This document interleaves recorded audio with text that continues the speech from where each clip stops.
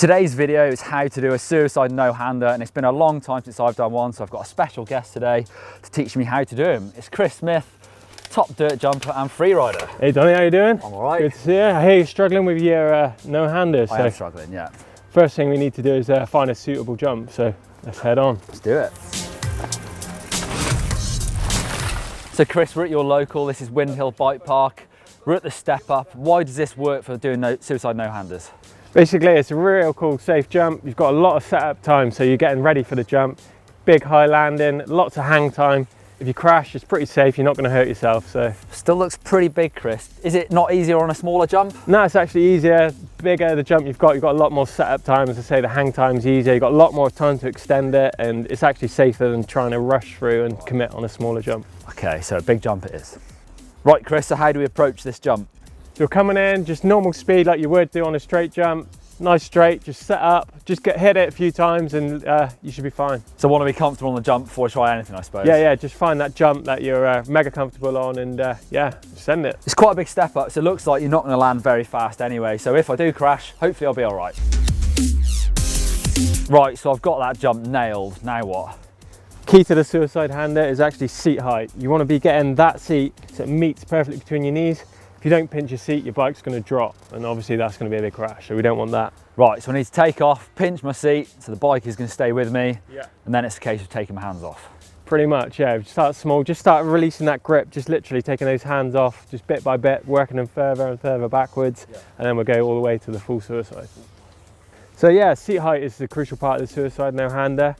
This is pretty much too high. If you go to clamp that, you're going to be all up between your legs. The sweet spot is the knees, so just make sure that saddle is actually slammed, and when you want to pinch that saddle and pinch it hard.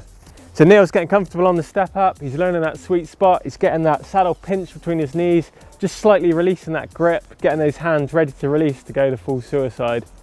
Biggest mistake I see is a lot of beginners coming in, actually pinching that seat way too early, all the way up the takeoff. You don't want to be doing that. You actually want to hit the crest of the jump. When you're sort of halfway in the peak, that's when you want to clamp that saddle, let those hands go. So coming in, jump, then pinch, land, right away. Right, so I'm getting there, Chris. The hands are coming off. How do I improve it now? To be honest, once you've got the basic style, there's no more secrets to it. It's literally getting confident with that pinch, working on pushing those bars away and literally extending it more and more. You're telling me I need to be a bit braver? Yeah, a bit more braver and a bit more flexible, I reckon.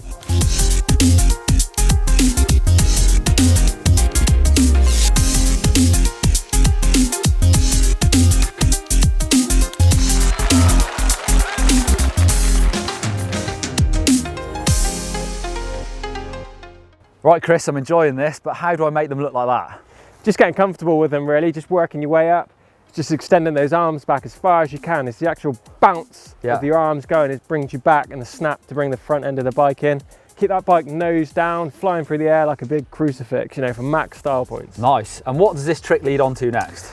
Leads on to things like, if your bike's set up, you can do bar spins, suicide 360s, suicide flips. You know, you got your work cut out now. I think I'll stick to this for now. Cheers. Whoa. Nice one. Cheers, Chris. No worries. That's the best no-hander I've done in about 10 years. Click on this GMBN logo to subscribe to the channel, it's totally free. And if you want to see more pro how-tos like this, click down here for how to whip with Brendan Fairclough. And click down here to learn how to scrub with Brent Atkinson. And give us a thumb up like if you like these sort of how-tos.